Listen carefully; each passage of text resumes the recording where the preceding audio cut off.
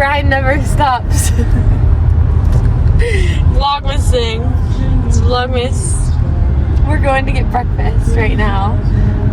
We're gonna go to Dutch Village, and we're gonna get some breakfast. Then we're gonna hang out and walk around maybe.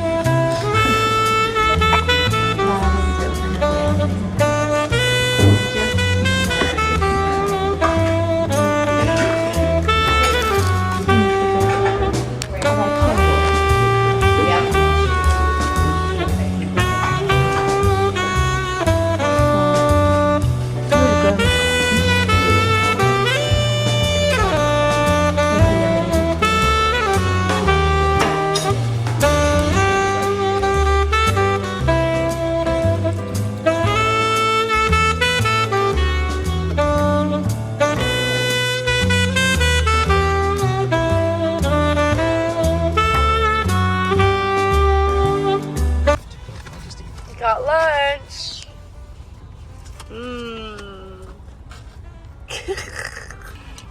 Okay. It has the Grinch on it. Yum. Yep, just how I remember. Got some coffee.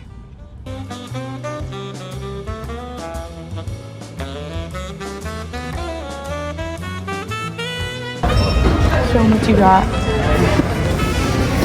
7 jigsaw puzzles and 1 for the misses and misses. Because my mom's a puzzle girl and my dad is a puzzle guy because my mother is a puzzle girl. Naturally. Hi Vlogmas! We're back in the car and we're going home. Or we're going to Ohio. But we're gonna do some trivia. I'm gonna ask Marcus trivia questions and we're gonna see how And I'm fast. gonna ask you trivia questions. Oh, okay. Okay. And we're gonna see how fast we can do them. But first I have a joke to start off our time together. Ready? Ready, Marcus? What kind of photos do elves take? Selfies. Elfies!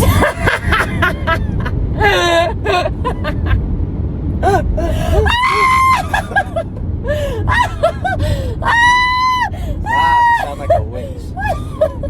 I don't condone witch. I don't condone witch things.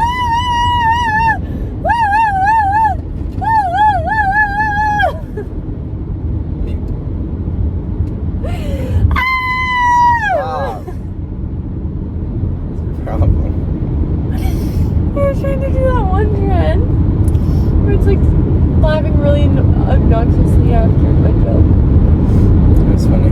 Was it? Yeah. How'd you, that was that Let's start the trivia. Okay. Wow. Okay. What is the largest state in the United States by land area? Alaska. Which U.S. city is nicknamed the Windy Did you look up City? geography trivia? No. Oh, okay. Trivia. Chicago. Wow. What is the capital of Canada? Ottawa. Is this geography? Mount Everest lies on the border of Nepal and China. and which country? China. No. Which U.S. state is called the Sunshine State? Florida. Yes. What Amazon River flows primarily through which country? Brazil. Okay. The Yeah, Sahara good idea. Desert is located on which continent? Oh, good one. Is this geography? quiz? Africa? Is this geography? Why is it all geography? I don't know. I just looked up trivia. Hello, vlog. We're on this road trip. We got done with trivia. We were singing. We listened to some videos, and we're still like what, hour and a half away? Yeah. And I got some interest. I asked my Instagram to ask some questions, and I got a couple so far. So we're gonna answer them. The first question, it's on my phone, and I'm vlogging on my phone. But the first question was, how did me and Marcus meet? And with including all the details, was specifically asked, like such as, what did he think what did he think of me, vice versa, all the details of how we met. Marcus, do you want to take it away? And then I can add on. Sure. Okay, go. So basically we met at a summer camp called Hollow Rock, which Natalie's dad is the youth pastor, or the youth leader for. And my neighbors are Natalie's cousins, and they attended the camp growing up, so they invited me one time in 2021, and then I met Natalie there. Yep. First impressions, I thought she was tall. Which is true. I did think she was attractive or cute, but I thought she was tall. That was my first impression. And she was like the popular girl on campus because her dad was the youth pastor, so she was kind of intimidating. Yeah, good old pastor's kid, but also camp director's kid there. Not camp directors, but youth director's kid. It was what? It was my second year in youth? Right? Yeah, 2020, it was off, because of COVID. When did you start, 8th grade? Yeah, I think so. So it was my third year, but technically second. Technically second year in youth. So I kind of and I've been going there my whole life. So it was on my turf basically. So I felt very comfortable, but I knew my cousins were preparing me to meet Marcus, and we're okay, he's here, we have to go meet him now. So I met him and his mom, and he was going to get registered, and that's when I went down to go meet him. And I think we gave each other a hug, because previously, before that, I think we Instagram DM'd each other and talked back and forth a little bit, mostly just about our days and what we're interested in and things like that. I think we were both in sports at the time, so we would talk about practices and stuff together. But that was the extent of our texting. I think most of the time we didn't text very much. I don't think we DM'd messaged each other very much. So we kind of knew each other. We knew each other enough to want to meet each other in real life. And then after camp, we started driving back and forth. We were both too young for our license, so our parents would drive us back and forth to PA in Ohio to meet each other. He asked me to his homecoming. That was soon after our meeting, and I went to that, and yeah, we kept doing our long distance, and then yeah, that's it. And then we started dating, and we've been dating for a little over 3 years. Yeah, 3.5 now, I guess. Crazy. And it'll be 4 years in July. Okay, and then our next question we got was asking for our testimonies, and we're gonna do a quick little brief sharing of our testimony. So I'm gonna start. Basically, I grew up with both my parents being pastors. My mom was a children's pastor, and my dad was a youth pastor, and I'm the youngest of 4 other siblings. So, and they all love the Lord and following the Lord. I have a big age gap between my sibling that I'm closest with. So I was the baby of my family, and growing up I got to witness these amazing followers of the Lord, and I was in the church all the time.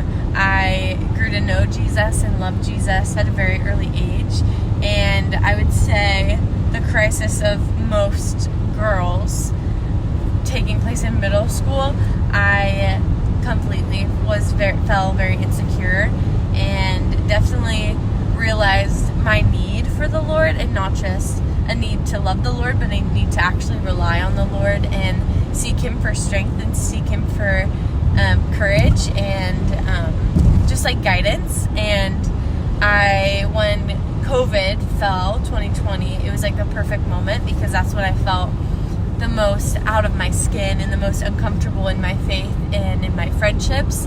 And that year, I ended up being online freshman year of high school, and that's really when I just completely fell in love with learning about the Lord and seeking scripture and reading scripture and kind of having solitude in him, because he was my best friend at the time because I wasn't surrounded by my school friends. So that's when I really seek the Lord for my own and out of my own curiosity and my own desire to understand the Lord and to understand my call even, and my reason for what to do in my life and what to do with my life.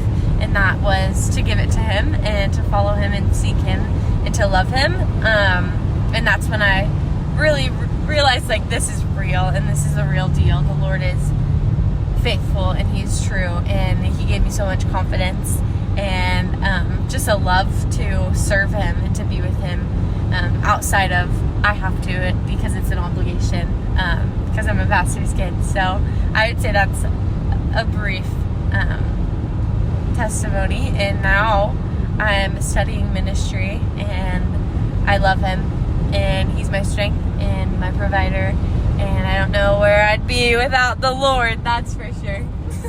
Okay, Marcus is gonna do a super quick one because he has to focus on driving, but Marcus, take it away.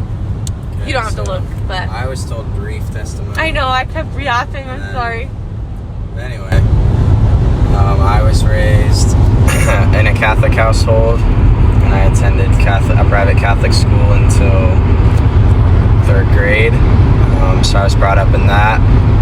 I never really questioned whether it was actually true or if it was, just stories, because I was kind of raised in it. So I just assumed it to be true. It was kind of like everybody around me. I don't know if the question of belief was ever really in the picture. It was just like, it was almost like taught as history, which obviously we believe it's history, but that's just how it was taught in a Catholic private school. So I didn't really ever give it much thought, like, am I devoting what I'm actually living to what I'm learning about in school as such a young age? I didn't really think about that. But we moved around the age of 6 or 7, and I moved right in next to a pastor of an evangelical church. I came to become best friends with his son and his siblings as well. So I got connected with something that wasn't a traditional liturgical church. And eventually I started going to summer camps with them. I attended some church services, and time went on, and I felt a personal connection in those church services more so than I did in the traditional Catholic Orthodox type services that I had been raised in. But I was also, approaching the age where I think guys start asking existential questions like the meaning of life, why are we here? Where do things come from? So I don't think I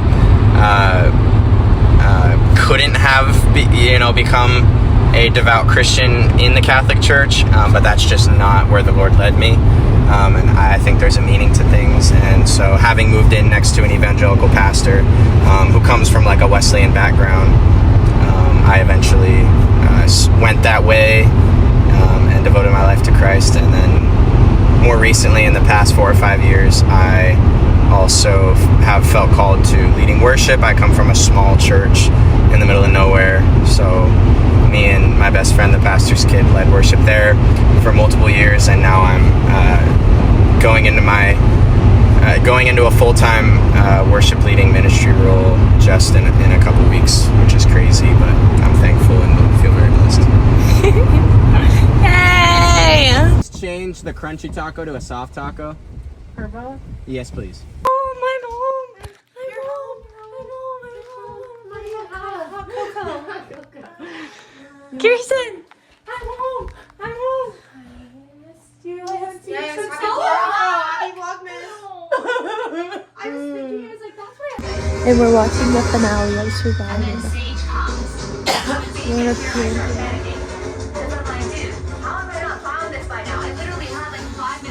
see you after we figure out who wins. Rizzo. To give you this $1 million. Like, I wouldn't like being called weird. Congrats on cementing yourself as legend status. He sounds like that. That's why you're friends. Cinematic. I'll go get the votes. Did they say that so you think how many are on the jury? Savannah. Yay! I picked it! Honestly, not a great exit travel, but it was so good. Yeah. She was playing it. The rest of them were emotional. Yeah. That's shocking. What? But. You want me to end Sit it? on it, yeah.